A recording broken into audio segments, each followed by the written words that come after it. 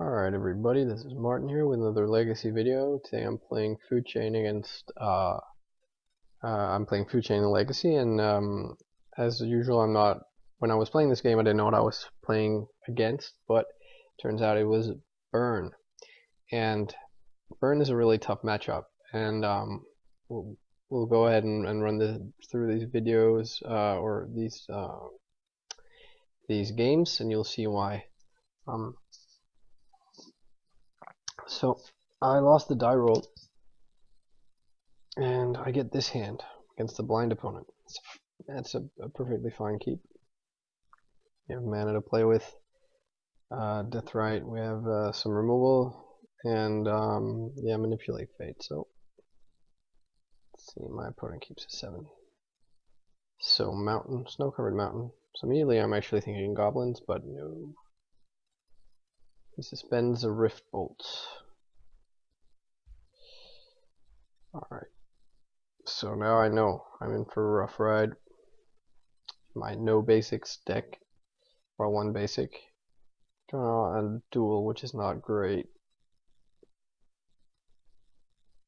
So I want to fetch out my one basic and play the Deathrite, and I guess kind of hope.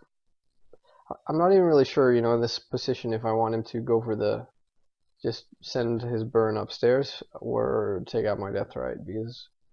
And he decides to point this Rift Bolt at the Deathrite. And that's 3 less damage than me, but the Deathrite is a potential source of life later on, so I kind of sad to see that go.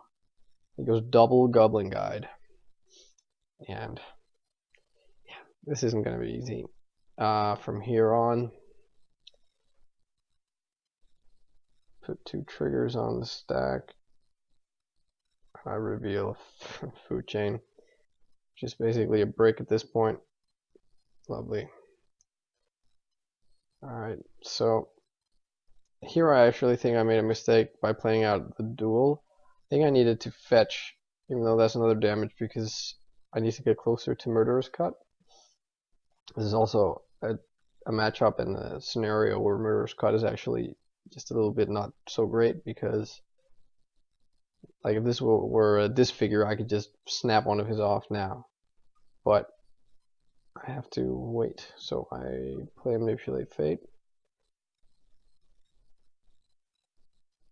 I think actually also here I do need to just play out the Fate, because I need to be looking at winning through the combo. That's my only shot.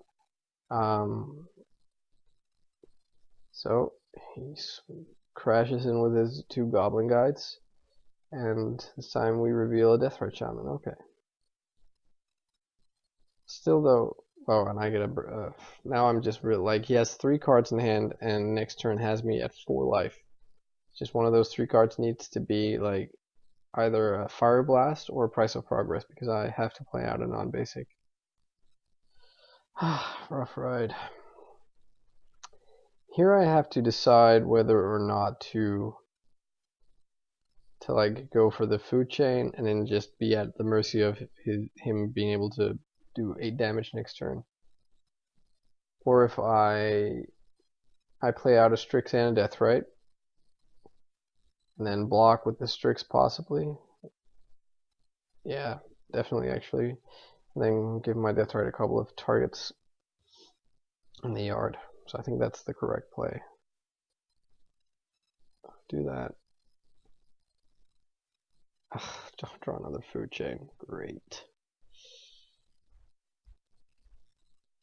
Alright.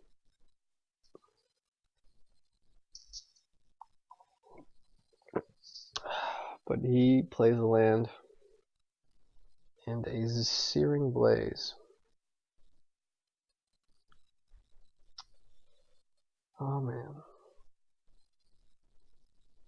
So that's a bolt to my face and remove my Strix. And now, like, I can either go to 1 by not blocking at all, or I can block and go to 3. I think either way I'm just screwed.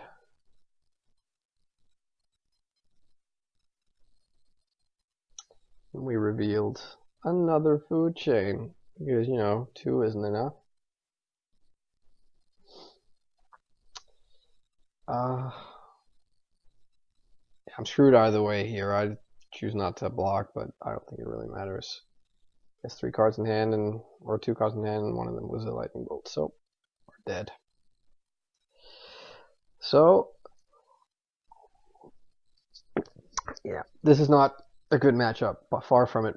And the way I've constructed my sideboard, I don't really have a lot to bring in to really up my chances significantly. And yeah, I said so in the primer. I think that if you're expecting a lot of burn, then probably this deck is might not be where you want it to be. But all right, I'll be back for game number. All right, game number 2 against burn. I bring in 2 Disfigure. I bring in 4th Abrupt Decay, I think. Yeah, basically you just want to be loading up on like removal spells and hope that they draw the creature part of their deck.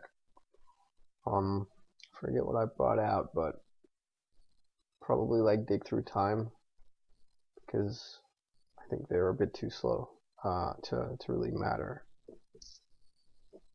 Alright, so on the play,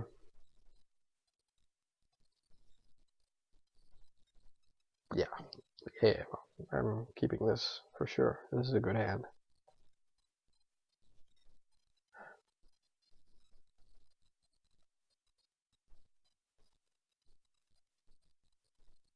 And he spikes me. At this point, like, you could always make the argument to like pitch a force, or like force one of his 3 damage spells to make it a 1 damage spell, but I think you need to keep the force for like his 4 or more damage spells, like Fire Blast or Price of Progress. So we just take the 3. Draw Savannah, and I just can't. I think I could actually, an argument could be made for me to brainstorm at the end of his turn in order to manipulate fate. That would make my brainstorm slightly worse, but it would get us a bit further this turn. I choose not to.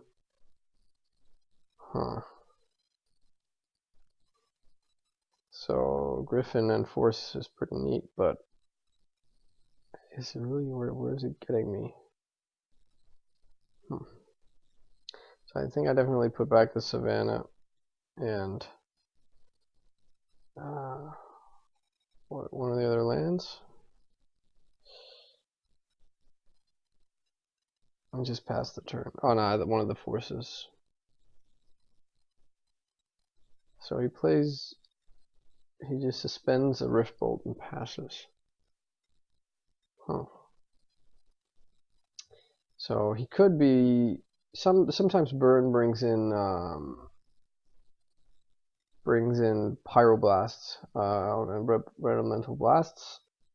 So that's what his open mana could be sort of representing, but yeah, I don't know, probably not, probably just a bolt in the turn. So crack my fetch, my upkeep. Yeah, go for the basic just to offset the damage of a Price of Progress. Alright, so we get a food chain. We're actually, like, we still need, obviously, like, the win card, the Tidespout Tyrant or Genesis Hydra, but we're getting there, and we're still only at 16, so could be looking worse. And what I do here is I just play out the food chain. That will give us, like, we can go Strix into Griffin next turn if we were to just be lucky enough to spike one of the wind creatures.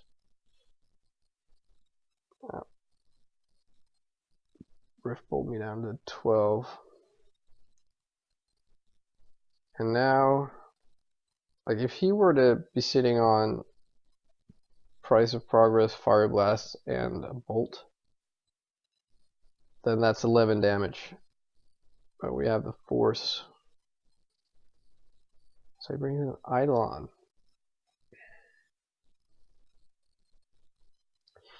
So if I let this resolve, I have to spend next turn, I think, Abrupt Decaying it. But then I get to keep the force for like a Fire Blast or a Price of Progress. Yeah, I think I let it resolve. No, R5. Okay, I forced it.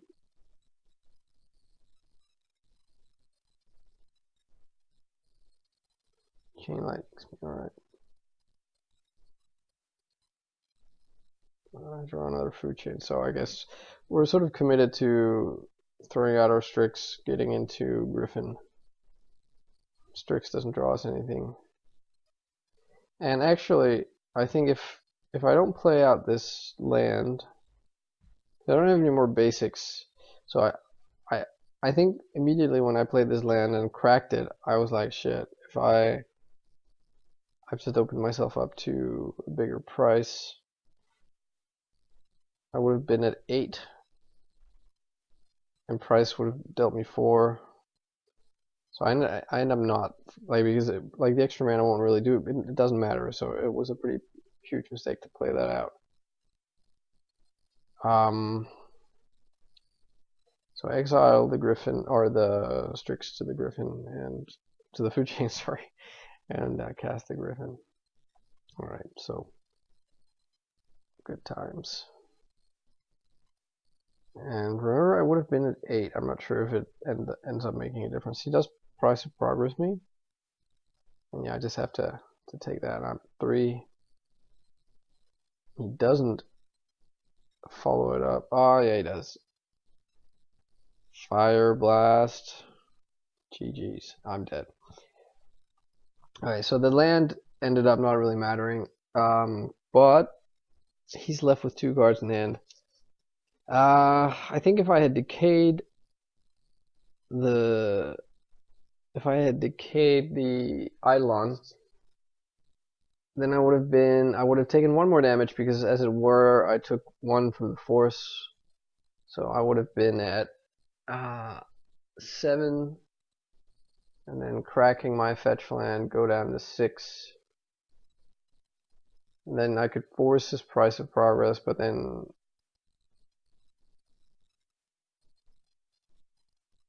yeah, I'm not sure. I think that's probably what I should have done.